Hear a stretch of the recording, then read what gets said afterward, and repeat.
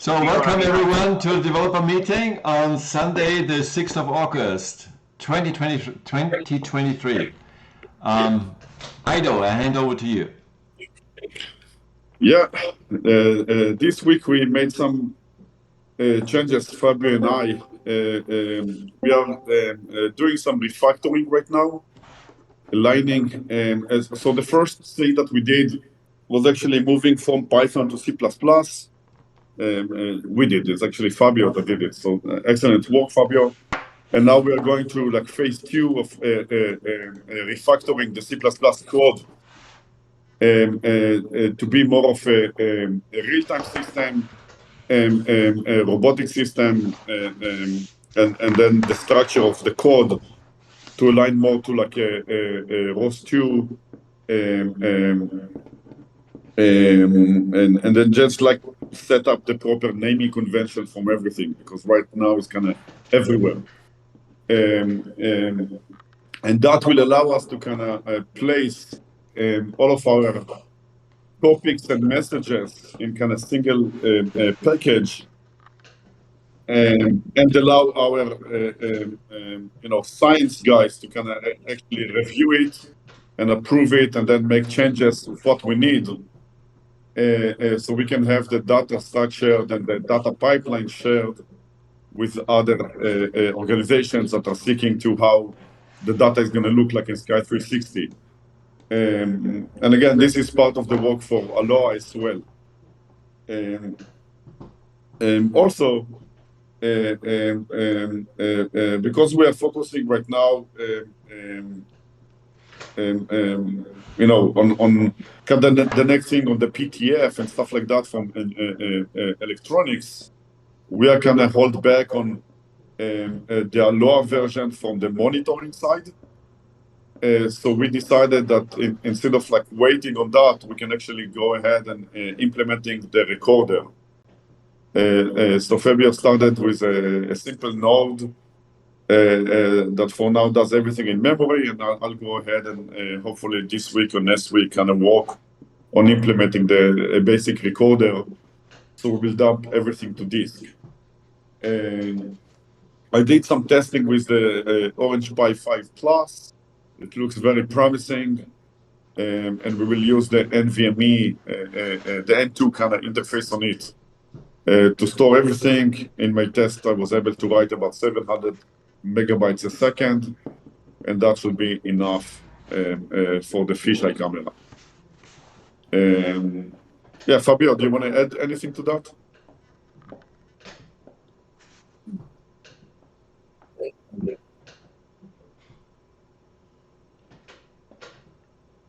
Yeah.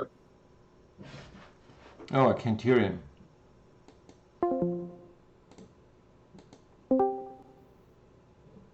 You hear me now, Richard? Yes, thank you. Yeah, I switched to the Pi so I could show something.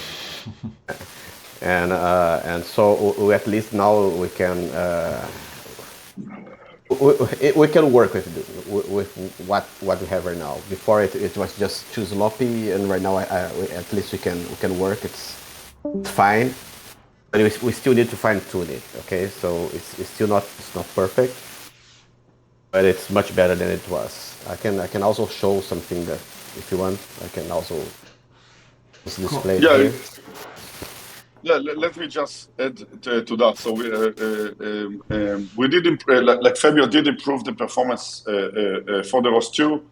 We are still noticing a lot of traffic that goings on the local host kind of network, so through the loopback network. I guess Fabio, you will investigate that deeper, right? You will look more into that.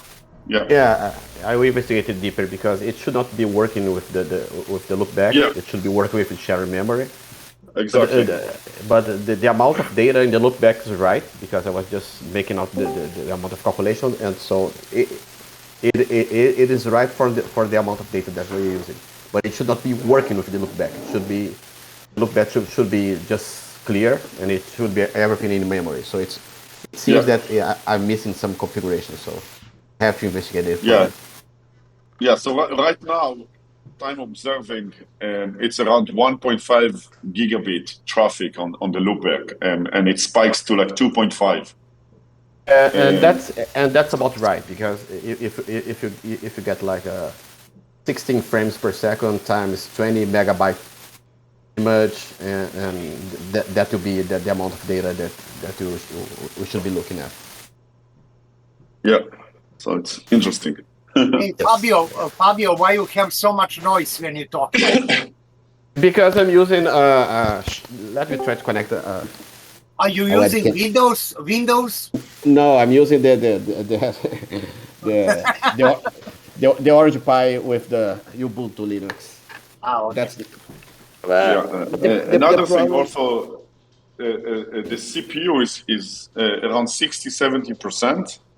Yes. Again, with like spikes. That's probably the background subtractor, but that's not something that we will address. So most likely Aloha will stay like that for now. Mm-hmm. But eventually that will move again to either the NPU or GPU to improve the performance and reduce the cost on the CPU as well. Yeah. I'm just thinking if we're using Windows for our Aloha platform, we can have some money from Bill Gates. I'm dead serious about it. Yeah, you can go ahead and get money from Bill Gates. Why not? Go for it. Money is money. No smell around. No fingerprints. What are you talking about? Thanks for Can you hear me? Yes. Okay, Yes, I perfect. can hear you. Let me try to switch microphone. Yeah. Is it better now than it was before? Absolutely. Yes. It's using now the microphone from the camera. Before it was using this one here, so and it's cheating. Okay. Okay. I just connect the webcam so to the Orange Pi. Through the Windows?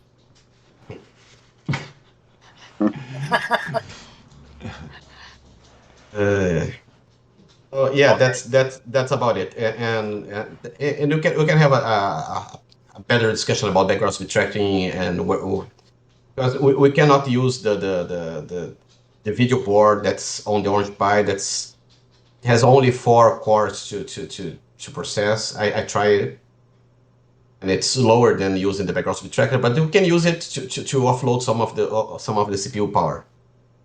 I already tried that. Mm-hmm. We can talk about it later. Yeah. Yeah, that's about it. We might use to. Sorry, go ahead. You were talking about the NPU? Oh, I'm not. I'm talking about the GPU on the Orange Pi. Oh, they're built on GPU. Okay. Built on GPU. It has a built-on GPU that supports OpenCL. That's general computing model for computing on the GPU. Mm-hmm. Does support that, and I already played with it. So, but it's slower than the CPU because it's only four cores inside the GPU.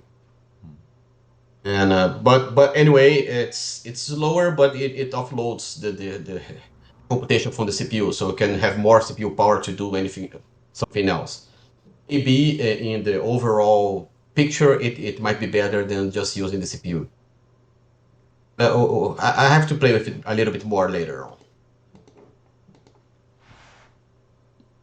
on. So what else? Yeah, that's about it. I think one important thing that didn't came up clearly to me, at least, is that you managed to configure or change anything in ROS2 in the DDS part, or use a different DDS part, so that now big frames can be processed in shared memory, kind of. Can you explain it shortly? So yeah, what is different between CPU and GPU? I mean, I know what is different, but in order to get our the Aloha, what is more important, CPU or GPU? for Aloha right now it will only be CPU based, because to use GPU we have to investigate a little bit further. Okay, GPU is the graphic processing unit. Yeah. So it can process data there because it has also cores to process and to do computation in the GPU, can use it to do some of the computation, but the GPU in the Orange Pi is not a very fast one, and that can support a lot of computation processing. So it can support some, but not a lot. That's the main point. I can investigate it further in the future to try to offload some of the processing that's being done on the CPU and send it to the GPU. That's the point. Okay, and also now answer your question, Richard. The thing is, it seemed I was able to use. Let me explain how it works. Okay, ROS uses an underlying DDS middleware to do all the communications between the message. So it is an underlying one. It has an options of 3 or 4 different ones. Okay. And the default one is called FastDDS. It's an implementation, and it was not working correctly. It was just sloppy because we were using like a lot of data. Okay, because the image, only the image itself is 20 megabyte image because it's a mono 20 megapixels image, so it's a 20 megabyte image. It was like sending like 16 frames per second of 20 megabyte image, so it's a lot of data. It was sloppy. Okay, so I changed it. I managed to change it to Cyclops DDS and use shared memory. Then it starts to work. It works okay. Cool. I wanted to use the fast DDS, so I investigated a little bit more, a couple of days more. I was able to make it work with fast DDS also. Wow. So Cool. but right now it seems that, as Idle was investigating today I think, it's still using the loopback network. So it seems that to be, or it's using both shared memory and loopback. Don't know why, or it's using just the loopback and ignoring my shared memory configuration. Any reason? Anyway, while I was trying with different DDSs, I also managed to like reduce the number of nodes and also reduce the main node that was the main was using the most memory and network. Because let me explain how it was working before. I had the camera node. Camera node is just outputting mono images using the bio pattern. Okay. Then I had another node that get this image, this mono image with the bio pattern, and converts it to a color image. And then it was sending this image to be displayed or processed by the other nodes. This way, what happened is that I was putting a 20 megabyte image, and then it gets 20 megabyte image and it generates a 60 megabytes image because it's three channels times 20 megapixels. So it was using a lot of networks for computation of the color image. So I removed this. We're not transporting any color image at all right now. We're transporting just the mono bio pattern image. And then when we need to use the color image, it's done inside the node itself. The node needs it. It adds a little bit. Just a second. Bojan. This way we add a little bit more CPU computation because it has to be done by every node that needs a color image. But right now it's just one, so it's okay. It's the same, so it doesn't matter. It reduces the network and the amount of copy and transport a lot. In the end, it's much better. My question is, okay, we choose PI in order to use a GPU. Now you're talking on CPU. So this is, I'm confused. No, but Bojan, it was not the reason why we choose the Orange Pi 5. The GPU was never the reason for it. It was nice that it is there, and we thought we could maybe use it at some time. And Let me explain. Let me explain. Okay, some of the algorithms that we will be using are actually working really well with parallel computation, which is what GPU is really good at. On top of that, the Orange Pi 5 also has an NPU, which is about 50% faster than the normal Raspberry Pi 4. When the Raspberry Pi 4, I think, has 4 TOPS, and the Orange Pi 5 has about 6 TOPS. So that will allow us to actually run some neural network algorithms as well in the future. We are not planning to do that for Aloha. Okay? Yeah, that's in a nutshell. No, I'm a little confused about. I thought we were using PI because GPU, not CPU. No. So we are using the Orange Pi 5 for several reasons. First of all, it has the okay. Let me even get further. We're using now the Orange Pi 5 Plus. Okay, and that's the recommendation right now because first of all, the network is going to be 2.5 gigabits. Another thing, it has the M2 interface for NVMe. Again, that I tested with around up to about 700 megabytes right a second, which will allow us to have the recorder directly on the unit. So eventually, when we speak about the entire Sky360 system as a whole, our recorder is not going to be like a normal NAS that everything is going to record it. It's every computation will have its own recording inside directly to the NVMe. So the recorder will be actually a distributed disk system, okay, with many instances.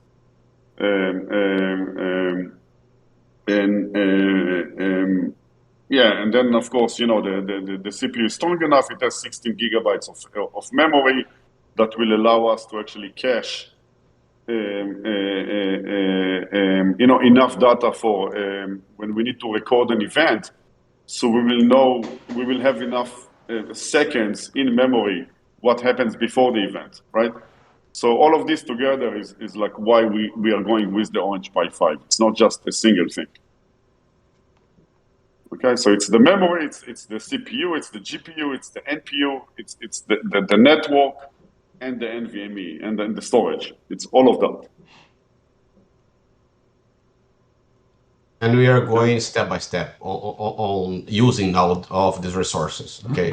Yeah, and the Oliver is missing here. He will say it's also the price. That's true. Definitely.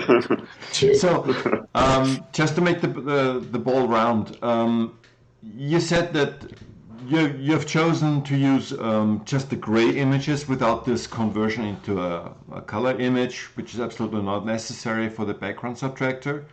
So the background subtractor is basically the first application that runs on the Pi 5 that is processing the data. And from the background subtractor come out blobs, or is this another process that creates these blobs? No. Okay. I did it directly on the background subtractor. It outputs bounding boxes. Oh, that's already output. Okay.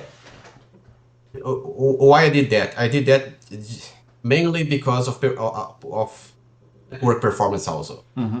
Or else I would have to output the background subtractor image, and then another node would get the background subtractor image, and then we have like two same pipeline. Megabyte, yeah, 2 megabyte image. That's not necessary, because that image from the background subtractor is only used on the blob detection.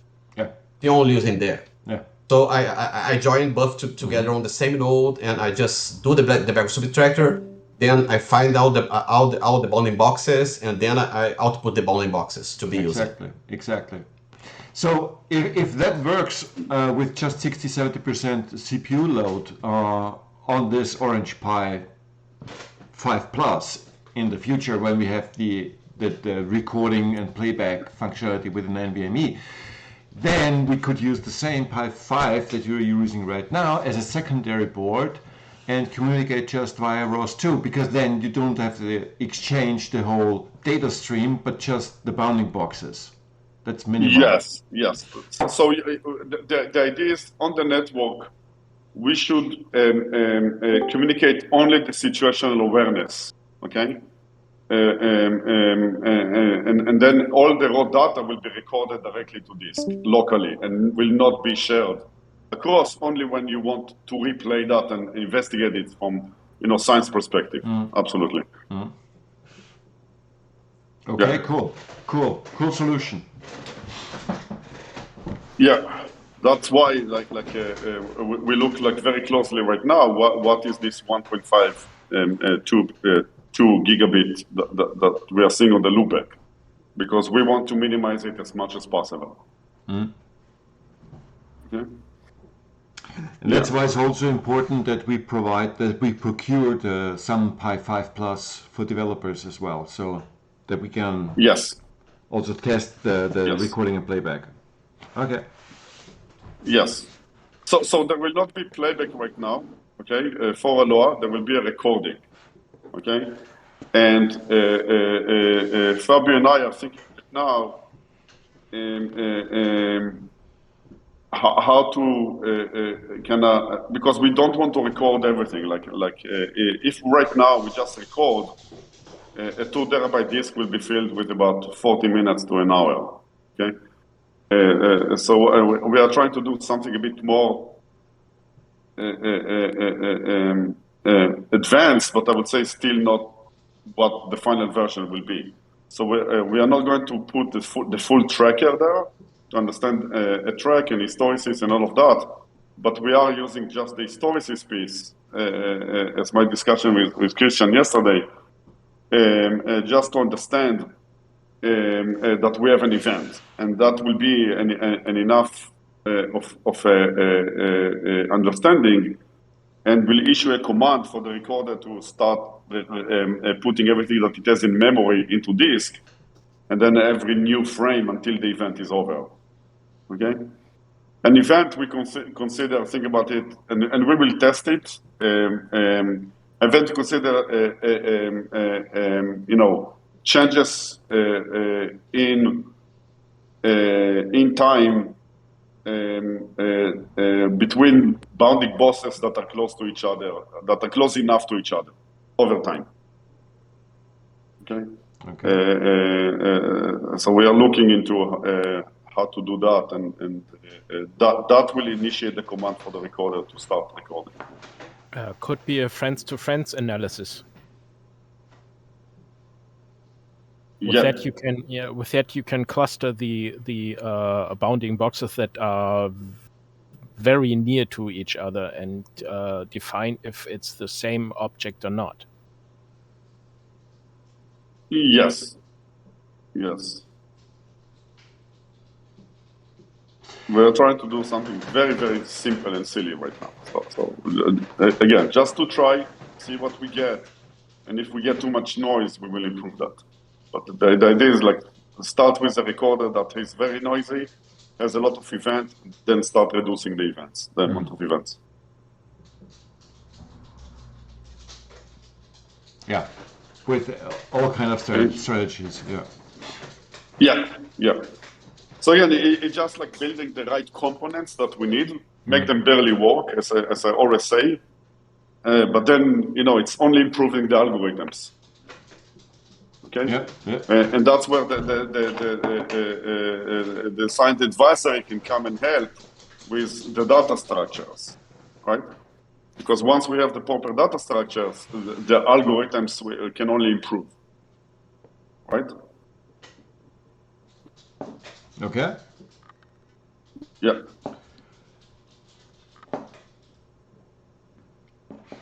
Anything else on that topic, Ido, Fabio?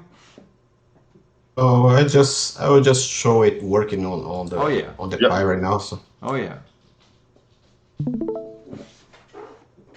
So tell me when we're seeing it.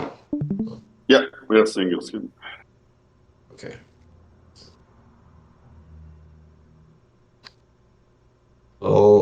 while he's showing, I can't stress enough the help that Fabio is doing. He's pretty much working on his own.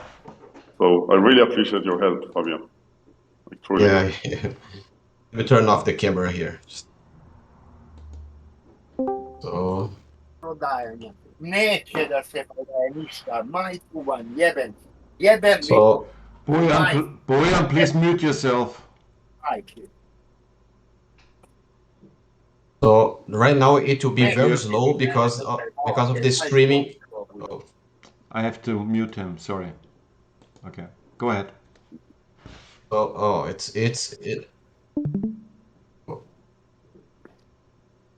I think it's very slow because of the streaming, because since I'm doing all the streaming also on the Orange Pi, it might not work.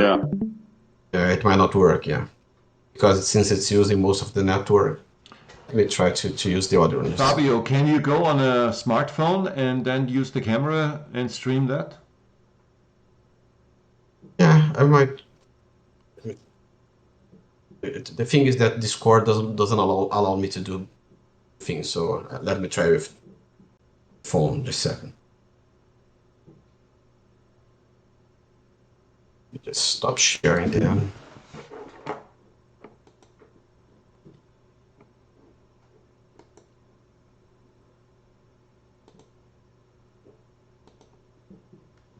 Or just connect from here.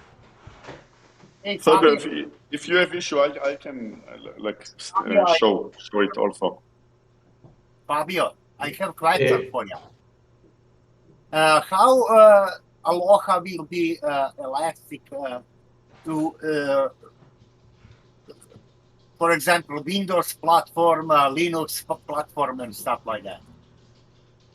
Won't work on a Windows platform because of performance issues, and nothing can work in real time or in parallel on a Windows system. So Linux is the only thing that you can use as a real operating system. Real-time operating system. Real-time operating system. Okay, I'm using both Windows and Linux to do the development. Okay. Most of when I need to use the camera, I'm working on directly on the Orange Pi, because the camera is connected to the Orange Pi. It's everything in Linux. But when I just need to test algorithms and things like these, I can also work with the video, because we can simulate the camera with the video, and then I work with WSL, that's Windows subsystem for Linux, inside Windows, and it works pretty well just for doing things like this. But the thing is that Windows does not use the USB ports. The WSL doesn't use the USB ports that are connected to the Windows. So that makes it difficult to work with cameras and things like this. We have a way to bypass these, but it's very slow. It's not reliable. So I use Windows. Since my laptop. Yeah, since my laptop. Slow down, guys. Okay. Fabio. Okay. Since my laptop is a Windows laptop, I cannot change that because I use it for work. So, and it's much faster than the Orange Pi. It's 99, things like this. So use it. It's because I can compile it much faster, and so I use it on Windows most of the time to do the overall development of the algorithms. When I'm using for camera and everything else that needs USB, then I'm using the Orange Pi with Linux. Of course. So, in other words, we are limited. We're limited? What do you mean by that? People can use only Linux, not the Windows. Well, people are not going to use anything because the system is self-contained, right? It's going to be an embedded system in the way. And it's not a limitation, it's an advantage. Yeah, they're going to use a web user interface to interact with the system. Yeah, but we need to allow people to use Windows and Linux or whatever. No, for the system inside, for the things that are running inside the enclosure, we do not have to. And it doesn't matter if you're using a Windows computer, a tablet, something from Apple, to just view the web view. For them, it doesn't matter yeah. what you're using. But inside the enclosure, we have to use the stuff that can handle the workload, and Windows can't. And there isn't any suitable image to run on a Orange Pi 5, on a Pi 4, or something else on the embedded systems. No, I do care about end user. So end user can use any platform, right? Yes, because the end user just needs a browser. Yeah, yeah.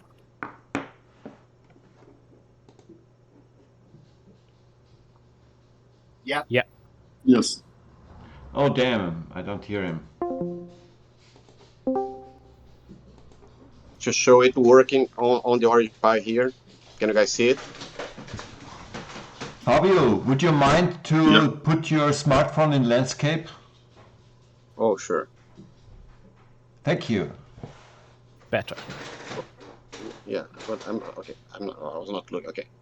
So this is the Orange Pi running with the. Let me see if I can see my hand here. Yeah, it's very slow right now. So I don't know why. Yeah. Okay. We can see your hand. Yes. Okay, I'll go back to the apartment and I'll share a screen. I have it running. Okay. So give me like 5 minutes. Okay. So it should be a little bit faster, but that might be the problem with the network and the bounding boxes and everything. So when I'm just sharing the screen, it's much faster. Let me try that. This is Linux or Windows? I can't share. That's on the Pi. That's why it's Linux.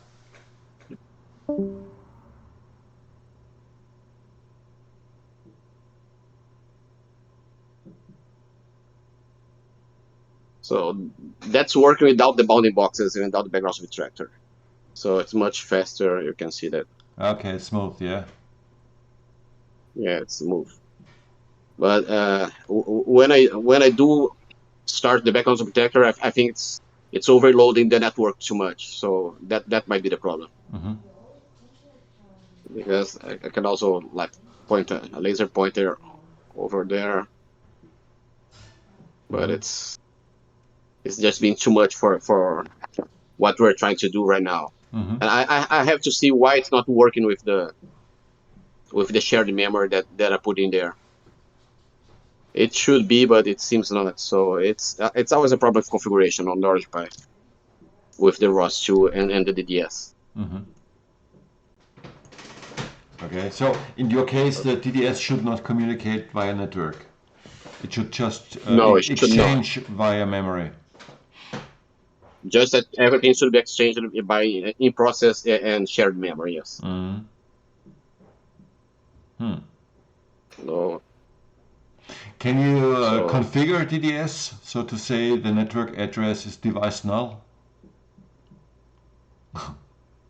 The problem is that the configuration is not very easy to do because it's always a problem between the ROS2 and also the DDS, because I cannot configure the DDS directly because the ROS2 has a layer in front of it. So sometimes it's just overriding the configuration put into the DDS, and that's what I need to try to figure out why it's overriding it. So. Okay. Okay, can I share a screen, Fabio? Yes, that will go back to. Yeah.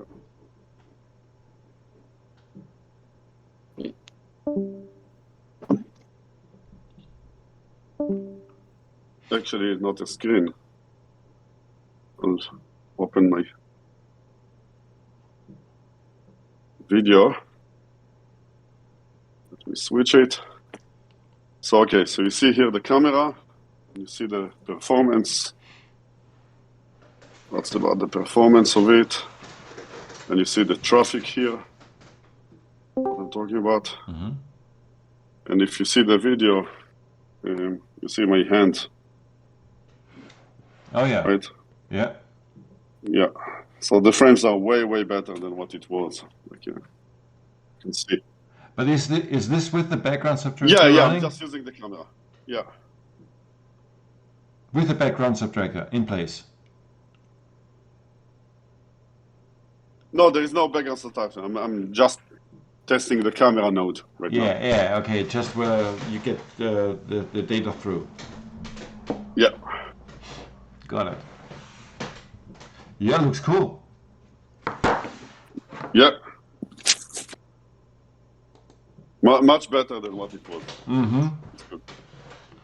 And this is now around 16 frames per second? Roughly, yeah. Okay, cool. I think 16 frames is absolutely enough. And if we will figure that out. Yeah, okay. But it's a good start, I would say. Absolutely. It can always get better, right? And more expensive.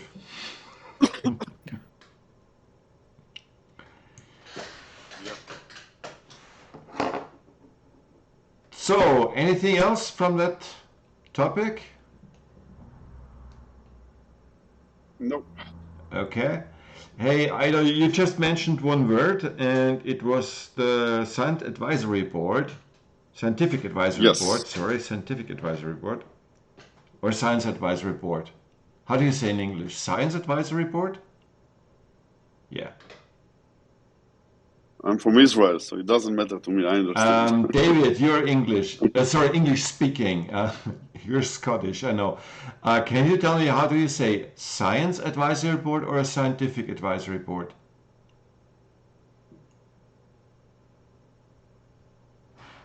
David, is he saying something?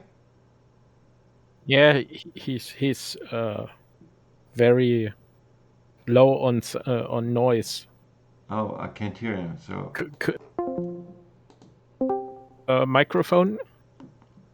Can you hear me? yes. Yeah, much better. Yes. Yeah, I would say scientific, but I might be wrong. So So you say scientific? I guess you could use both. So You can use both. yeah. Okay. Yeah. Just pick one. Okay. Yeah, you guys have to tell me. So what I want to announce here today on record is the creation of a scientific advisory board, which includes some members that are here today, which is David, Yannick, Tim, and Christian. And yeah, a salute to the new Science Advisory Board. And they voted yesterday for Yannick as the chair person for the moment. And they are going to set up a charter and how to deal with their obligations and rights and tasks. But I just... Yes. Yannick, can you please enlighten us more? Yeah. Well, I think you already said the main parts or the main points. Yeah, sorry, I was just discussing something with Tim in the background. But yeah, we had our first meeting yesterday, and we're going to have our second meeting at the end of August. It's going to be always the last Saturday of each month that we meet. And yesterday we defined some immediate tasks that we want to work on, and also medium to long-term tasks. Maybe I can recapitulate our immediate tasks quickly. So Ido asked us to work on defining data structures for Sky 360. That should be, I guess, the output of our system. What kind of data structures we should work with. And then he also asked us to define a data processing pipeline. And I think we could also talk about that today. Because I think it's still a little bit unclear where concretely we as a scientific advisory board could help with that. And I think maybe Ido can expand on that a little bit. And then we also agreed that we want to give advice on the development of safeguards against data manipulation, which is something that is of concern for sure. Making sure that nobody that works with the station can manipulate videos and making sure that everything that we record is the original the original video that was captured by the camera or by the two cameras. Then we have agreed that we should reach out to potential candidates for our board membership.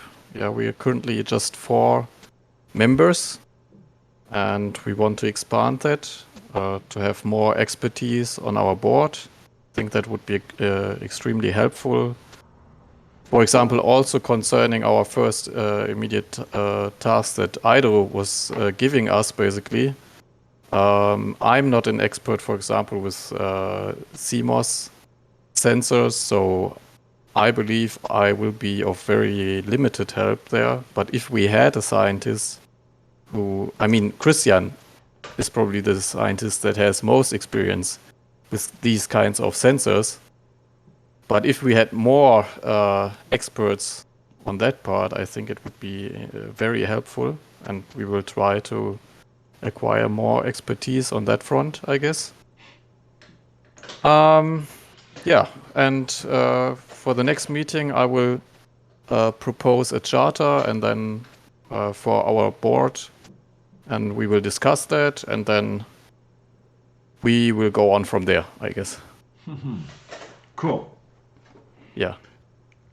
Thank you, Yannick. Can you just say in one sentence what the purpose of the Science Advisory Board on Sky 360 is? The main purpose. Yeah, so yesterday we talked about that, and we agreed that this should be a body that can publish on a scientific level. Everything that is original and new that we produce should be published, and we will definitely help with that. So if any software of our software engineers, for example, is producing something that is new and he or she wants to get it published, we will be a contact point basically for you to make sure that we can do so. So basically helping with writing the paper. Of course, then the person that made the innovation, let's say, will be, I think, the first author. Usually, that should be the standard case, let's say. Even if we help with writing and so on, we will be co-authors then. And then what else? And the second main purpose we agreed on was that we want to create products that are valuable to scientists. And I think the third point is probably that we want to interact with other scientific bodies or boards or groups. That could be, for example, the Scientific Coalition of UAP Studies. So that would be maybe a group that we build a relationship with and go on from there, I guess. Yeah, absolutely. We are in discussions with the SU since 2 years actually, but we always said we have to hold back for now because we do not have data that can deliver, and so we have to build the system first and test it, and then we are satisfied with the data outcome. Then we can provide data to them. So yes, I think that makes sense, but we also maybe want to talk about certain procedures. So in what manner and via which repositories do we want to exchange data and so on, and just building norms basically, right? On what basis we can share data, and basically work together. So I always like to not create, let's say, one-way streets. Let's say so we are providing something, but there's nothing coming back. So it should be always, a relationship where we actively working together on problems, and in this case, finding out for certain cases what a UAP might be, and try to solve that together. And I think that's something we should work on, basically, with other groups together. Yeah. And that's also the definition of working scientifically, right? It's a very transparent work. It's almost always teamwork, and it's if it's really good scientific work, it's all most of the time also work across different teams, basically. And that's, I think, something that we should try to achieve here. Yeah. Because you always want to have a lot of different perspectives on the same problem. And then you have a chance to find out what it is. Yeah, true. And it works as a feedback loop for us to improve the system. Yes, certainly. I mean, yeah. I mean, that's another thing that we could try to get feedback from external experts on the system, and try to improve it, and exactly, have a feedback loop from external experts. That would be great. Just an example. So if there is a pattern found, for example, finding at the same time an event every time at the same place in the sky, for example, finding such a pattern but not knowing what it is, because we can bring it through our sensors into an unnoisy signal, then we have to improve the sensors. So this is a feedback loop that gives us kind of, there is an event, it is not natural, it is not falling under our classifications, so it is worth looking into it, and how can we improve the system in order to solve that, such miseries or such unknowns. It still could be atmospheric, you know. Everything could at the end be atmospheric. Yeah, we have no. Yeah, it's one of the hypotheses, right? So that could be another thing that we could think about, what kind of hypotheses exist. We can try to think about what kind of tests can we develop to cross out all the hypotheses that we might have, and see if there's something that is left over, basically. Yeah, cool. You want to add something else that I haven't mentioned yet is that we also have our medium to long-term tasks that we defined now. One would be that we work on that we provide internal scientific reviews. So if somebody writes a scientific paper, we will read it, proofread it internally, and then make it ready for submission to a scientific journal. That's another thing that we want to provide. And also one suggestion was that we should conduct case studies. So that is a little bit further down the road, but as soon as our system is out there and we have stationeers should be able to send us cases, and then we would provide analyses and look at the data and see if we can find out what it might be. And then basically have check if we have a real UAP, so to speak, or if it's something mundane. And that would be another service that we could provide, actually. Well, But I guess Yannick, that was... Hey, Yannick, I have a question for you. Do you Yeah. really believe in aliens? That is that is another thing that Come on now, we were... come on now, come on. Yeah, I'm going to tell you what we were talking about yesterday. That we, as scientists on the board, should not be opinionated. That means we should not speculate. We should be driven by the facts or data-driven, and not talk too much about what we believe personally, but what the data is telling us. And so, as I'm now the board chair here, I won't actually tell on record what I personally believe. You know, No comment. Yannick.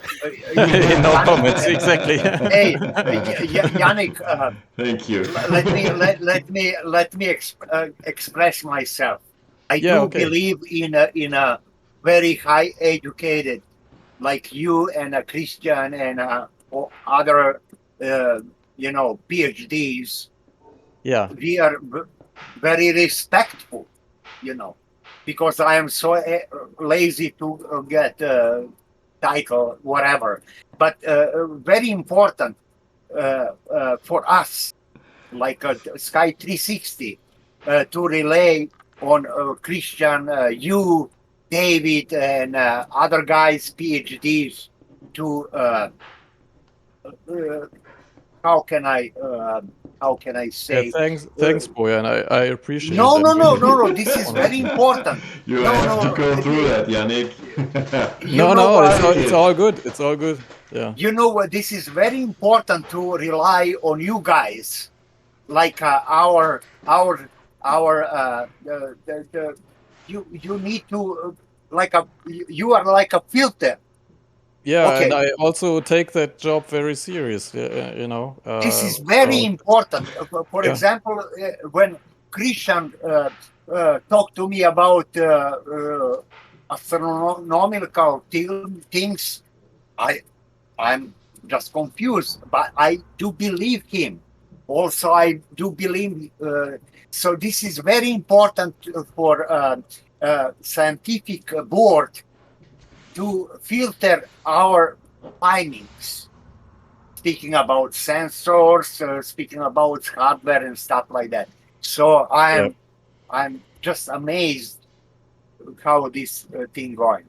Thanks. Yeah, thanks, Bojan. I mean, we No, will no, definitely do our best and apply the yeah, scientific procedures. Yannick, I am that from industrial side. I was working Yeah. in industrial environment, motors, whatever. But Yeah. right now, you going into scientific. Scientific. The has some measures, and this is Yeah. something unbelievable. I love. Okay. I love. Okay. Yeah, I'm Yannick. also happy that we have that board right now, and we will try to expand that and apply the scientific procedures that we have learned. Awesome. Or I have learned in the past years.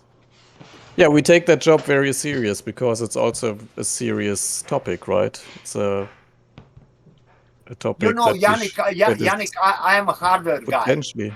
Yeah, I am concern for whole humanity, right? Yeah, I am hardware guy. Okay, let's go this IC chips or whatever. But it's very important to my research, whatever, going through the scientific board, like you, Christian, Dave, and Fabio, and stuff like that, so we can go further. This is very, very important. Okay, Bojan. Thanks very much. May I step further on? Yeah, thank you. Yannick, you just mentioned a process where you get data from a station and you analyze it. Yes. If you look ahead into the future, let's say what we focus for, let's say in 2 years, hopefully, where we have a central vault where the data is coming in from several stations. At that point Yes. of that vault, however that looks like, I see your, although I do not see your camera, I can feel your eyes on me. I do not define it. Let's say just the cryptic word vault, okay? Where a neural network can be, several neural networks can be used to analyze the data and to find patterns or whatever is to find there. I think that's in the future the treasure trove of our scientific advisory board for tuning this node, tuning this AI into finding global patterns and improving the system itself. Yeah, so I will generalize it a bit rather than saying a vault, but how can we query the data across multiple stations? Why should you query? You collect. You collect in a vault. Why should you query? You're not going to be able to collect. I'll keep repeat that. You're not going to have enough money for the storage to collect it from all stations. Yeah, we can collect events. I get it that data storage is when you talk about images of 20 megapixels per frame, that you talk about a lot of storage. I get it. But all the other data is not that big. I mean, okay, SDR data dumps can be huge. But aside this big data, there's a lot of data that can be still locally consumed. If we have the data structure defined, right, and we have kind of some of the anomalies, events that are happening, be part of that data, right, then scientists can actually say, hey, this is what I'm interested in, and now I want to know which stations fits the query that I have in my mind, right? And then the station can reply with that specific information. And all the technicalities of the events that they have that fits that query. Okay, so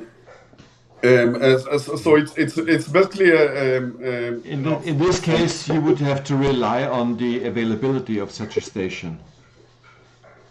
Yes, which will be always higher than the reliability of a single center. Yes. No. My question was different. In order to query abroad a lot of stations, hundreds, thousands of stations, you have to make sure that these stations that you query are alive, are powered, are delivering data, and you cannot. Yes, you cannot do that because. Bear in mind, so if we speak about the large scale, when we have 150,000 stations deployed, right, then the availability of such event is, the chance that it will be caught only by a single station is low. So most likely an event will be across 20, 40 different stations. So you will get the result unless all of these 40 stations are offline, right? So yeah, I don't see that if a single station, at that moment in time is offline, you're going to lose, some data of that specific event, but you're still going to be able to query and learn about it. Okay, and we are speaking about gigabytes of information per event, per system. So if we speak about 40 stations, you are speaking about tens of gigabytes of information. Right? It's actually at least 10 gigabytes per event per station. So it's hundreds of gigabytes. Yeah, can I just add one thing? We could follow some of the other large scientific collaboration. Let's say in LHC at Switzerland. So they usually have layers of data. For example, they could have trigger system. They don't record all the data. Only certain trigger. After some trigger, they can record it. And some collaboration have limited public data release. When they curate it, like they process the raw data with different versions, and it's compressed. It's basically reduced to be a much smaller format, and they get released to the public. And it's enough information for scientists to do further analysis on them. Exactly. We can follow a similar format. Well, not exactly, because you don't have enough bandwidth to transfer all the data from all the stations to be able to process it. It has to be done locally inside the station, right? And then you can reduce it, right? So wait a second, Ido. Wait a second. At that very point, we already do that. So the station's already filtering a lot. So only events that it's tagged as an unknown are locally stored. Okay. No? Yes, but that's still considered raw data and a lot of data, right? So yeah, the stations are only going to store events that are interesting enough, right? Yeah. Whatever that definition might be, that I will leave to the scientific board to define, right? Yeah. But then you want to reduce that across multiple stations, and that's what I believe Tim is speaking about, right? So the idea is that you will be able to create some kind of a distributed process that will run across all of these stations, reduce it, and then you'll get the reducing. Because trying to query hundreds of gigabytes across all of these stations for a single event, you're not going to be able to do it easily. No, okay. When I say query, I don't know how you use the word query. When I say the word query, I mean that a database is giving me some links back and I get the data from. In your case, if you spread your query of decentralized stations that are somewhere in the mountains, somewhere in the desert, somewhere everywhere, you probably don't get really much data back because you want it now. You want the data now and not in a week. So when the system collects all the data and you have to wait a week, you want it now. And I think the only way is to centralize it, to bring everything together. And no. I keep saying that. I know that you keep saying that, and still we discuss it. Because, again, the industry doesn't work like that, Richard. Okay? The entire industry doesn't work like that. We keep the data where it is because moving it is expensive.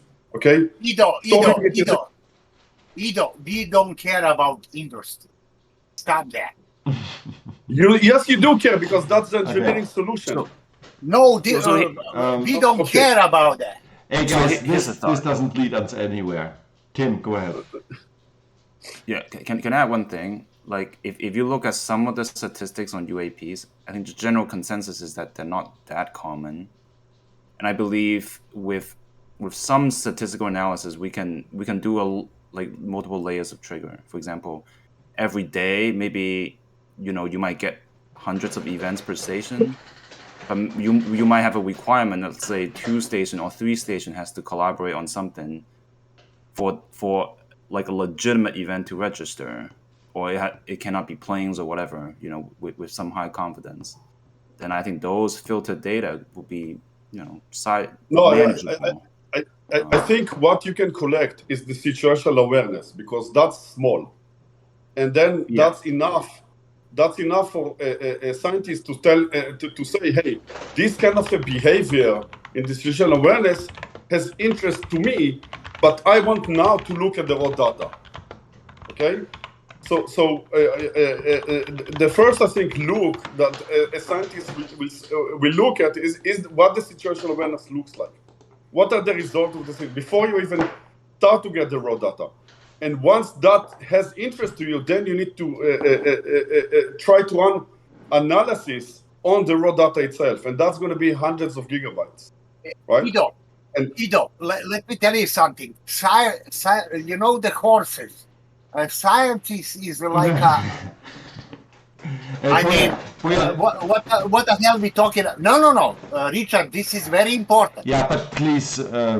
calm down a little bit. I get your point, Bojan. I do get your point. And I'm with you. That's why I'm talking here with Ido. We need a little wider. Okay. So I got it. A station. Christian, do you want to say something? Yes. Maybe at the beginning, when we collect the data, when we have our first events collected, I know it's huge data because in astronomy we have that kind of data and it is really, really huge. At first, we do not need, let's say, a second level server at a central point to collect everything. But if we go further, we need that kind of hardware, and this would be the place where all the analysis of the archived material will take place. And we have to consider finding some kind of money to build such a server system and maintain it, of course. The idea of storing the data up to that point on each station is quite the right one, and I think I get Ido right with that. But at some point, we are in need for a network area storage large enough to get all the data at one place to do the analysis, because we can't do it on the hardware of the station. It's not performant enough for that. So that's when I will say that's not true, because you're going to have 150,000 units that can do the calculation in parallel. And if we speak about a single event, you have 30, 40 that can do that in parallel. You can get very good results. You have to transmit the data as well if you do something in parallel. Jesus, that... No, each one does it on its own data. That's not true. Yeah, no, so then they're not collaborating. Everyone runs by itself. Richard, the entire automotive does it this way. And now they're speaking about having the car itself doing that in the car, okay? Because there is just too much data. And right now you guys thinking about only the cameras that we have, and you completely forget about the other sensors, like SDR. SDR is going to be huge. Ido, sorry, may I interrupt you on this? Sorry. Yeah, of course, you can always interrupt me. Calm down, first of all. The difference to the automotive industry is that the automotive industry is not creating data for its own purpose. They use it for testing and what have you. But the purpose of a car is driving it and not creating data. We are creating data. Please do not Please, Ido, do not discuss with me why data is important for the automotive industry. I get that. But I'm talking about the end user. The end user gives a damn about the data. He wants to drive the car. And in this case, our stationers want to drive the station. And it shall produce data. It shall produce data. Richard, the cars have today LiDARs, they have cameras that you know, are high resolution. They process and they don't store. Just a second. That's not true. Okay, there are petabytes of data being stored. Ido, you're so wrong. You're so wrong. Please let him speak. Let him speak, please. Okay. Bojan, please. Bojan, please. Like really, please. Okay. You have group of data scientists that are looking at the data. Okay. So the data has to come from the edge to the cloud. Okay. But what they're figuring out now that we can do that directly on the edge without transferring the data, and we can run queries directly on the edge because we already have a compute there, and it's going to be cheaper to put another compute to do that. It's called digital clone. Okay. Look, there is a lot that goes onto it. Okay, really a lot. But another way of doing that is actually to create decentralized data centers that are like cellular towers that are close to the car, so they are very, very localized, and not have something big. And those will collect like in cities and whatever. And then again, the data scientists are creating queries that are going across all of these data centers and getting the information they need to do the processing they need remotely. They don't bring the data to them to work on it. They work on the data remotely. Okay, they only see what they need to see in a given scene, what your eyes can view. Think about it the same way as a game works with a game server. Okay, the game server has everything, and you just see a scene from all, everything that is happening. You don't see everything. You have the situational awareness that is specifically for you, and you know the raw data that you need for that specific moment in time. So that specific moment. Let's define. You talking about controlling data, raw data. No, I'm speaking about the look. When you speak about a LiDAR in a car, okay, that LiDAR always needs to improve its algorithms. Okay, so you do today. It's coming to over-the-air updates when they're updating the firmware remotely. Okay, they're updating on the firmware, right? Because LiDAR does other things than just producing. It also does learning. There is machine learning in it, right? And they're updating the models all the time. So they have to do the research. They have to have better understanding. They have to do the data science things, and then they create a new model, and then the car downloads it, updates the firmware, and then the LiDAR improves itself. Right? That's how it works. That's how it will work, because not everything is over the air today, but it's coming. So, can I just add something up around that? Yeah, go ahead. Yeah. Okay, sure. So, first of all, I get the idea of having everything running on a centralized server. But the server itself, it's meaningless, even though if you have a ton of money to store everything there. Because we're talking about transmitting data. Okay, and if we're talking about if a single event is hundreds of gigabytes, we don't have the amount of time it takes for just transmitting this raw data to a centralized server. Yeah. It's impossible. It's just plain impossible. It's not feasible. Yeah. It's not feasible to transmit hundreds of gigabytes per event. I'm totally with you, Fabio. I do get your point, but the solution is so simple that, and we have spoken about it. So, but let me repeat this. We have to split the data in two packages. One is the raw data, the big chunks, and one is the metadata. The things that include all the things surrounding an event with all the additional data that is temperature, humidity. I mean, this is all small data. This is not the big chunks. The big chunk is image material, and let's say RTL, SDR data dumps from passive radar, for example. This is huge. So this is the raw data. Put that aside and just take the metadata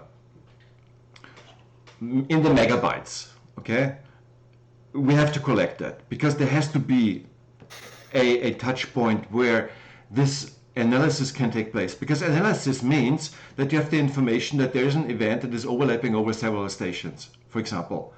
So for example, you have a crossing of a UFO through Canada. You have 10 stations that are on that path, for example. You want to query these stations. You want to have the data of the stations. But in order to know that there is a track, you already have to have this data. So I already said that. That's the situational awareness. And that's what I'm talking about, yeah? That's all what I'm talking about. Yeah, but that's... Okay. And the next point is, please don't forget that. We are now at the very beginning, and the data will be better in the future, meaning that we do not... Now we record certainly a lot of events that are no events, that are maybe something atmospheric or birds or what have you.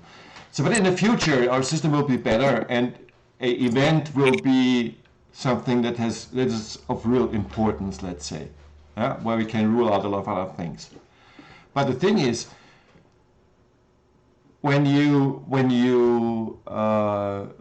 put such an information, no matter at what stage of quality, on a local station, and that's the only point where it is stored, nowhere else on the planet that data is there on that computer.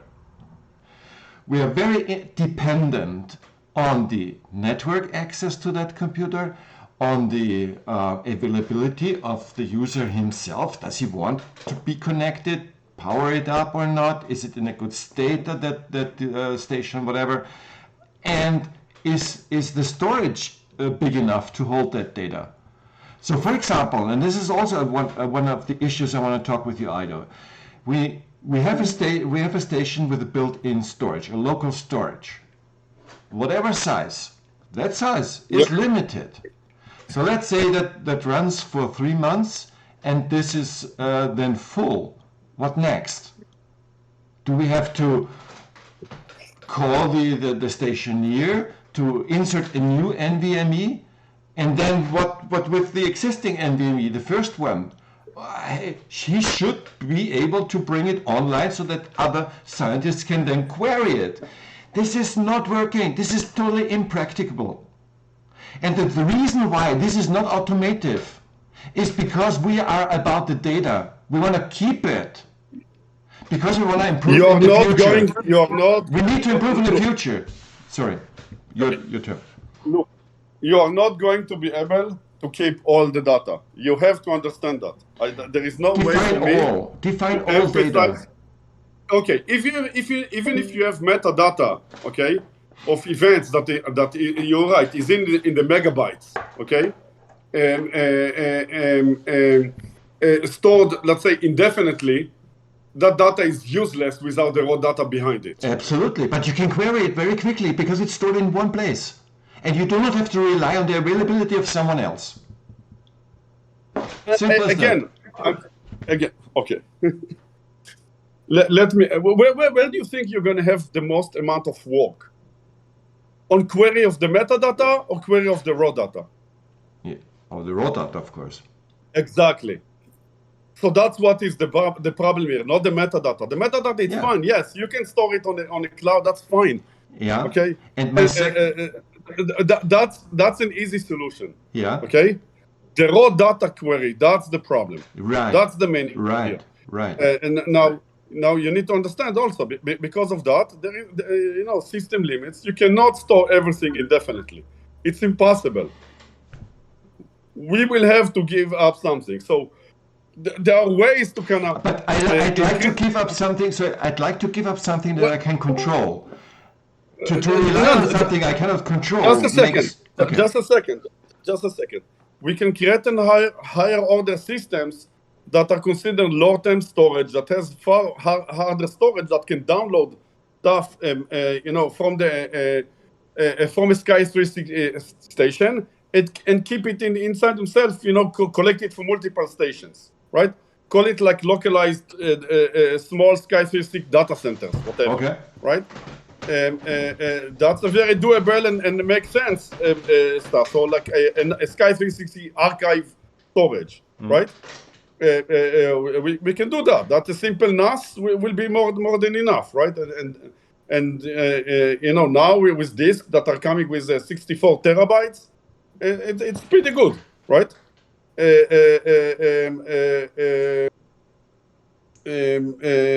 Another thing, there are companies today forming of putting data centers, in space. Okay, no, I'm not joking, right? And then you can store it directly over there, right? And even then it's going to be costly, and even then you're going to lose data because even if you speak about IPFS, right, the nodes needs to pay for the price of storing it, and you need to pay to store your data, right? You can't avoid it. You can't avoid it.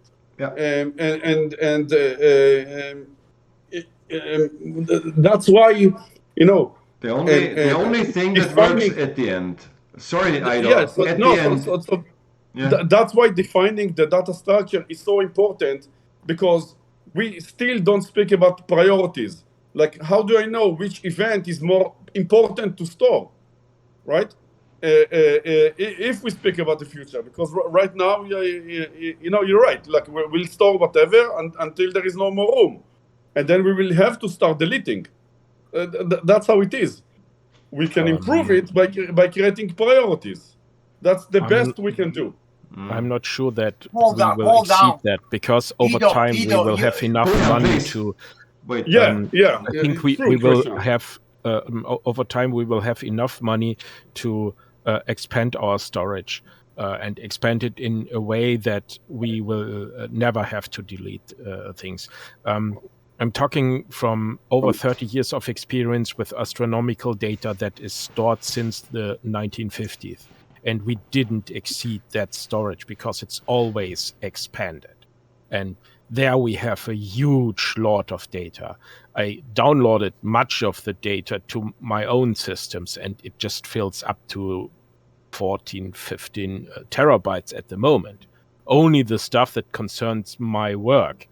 And I know from the KID survey, the Kilo Degree survey, that they have stored 10 terabyte per year as raw data, and their Synology NAS is just filled up to 1/4 of the suggested size. So they kept all the raw data. In astronomy, you do not throw away There is no all the raw chance. data you ever collected. Look, And there is it no is- chance astronomy collect all the data from the 50s. Zero chance. Zero. It did. No, You it's no can chance. have you No have chance. public What are you access talking to about, all the raw Hey, data Guido? on the ESO I'm archives. sorry, guys. I'm sorry, guys. Maybe Cool I'm down. opinionated here or whatever. Yeah. I don't believe for a second that astronomical data, like raw data, is being stored since the 50s and was never deleted. I just don't see that happening. Okay? No, Guido, you I'll have be no happy- idea what you're I'll talking I'll about. be so happy to Please. be wrong here. Bojan, I'll be please. so happy to be wrong here. Hey, even hey, even wait a the- second, the- guys. May I interrupt here? So, first of all, I had to mute Bojan. Bojan, I hope you hear that. This is no discussion we have to do in an emotional way. We are still on record, okay? This goes on YouTube, okay? Be aware of that, right? So, and with these words, I just stop recording, and we can go on with our discussion if you want to, right? Yeah. All right. Guys, I'm leaving. Okay. Thank you all. Bye bye, Fabio. the data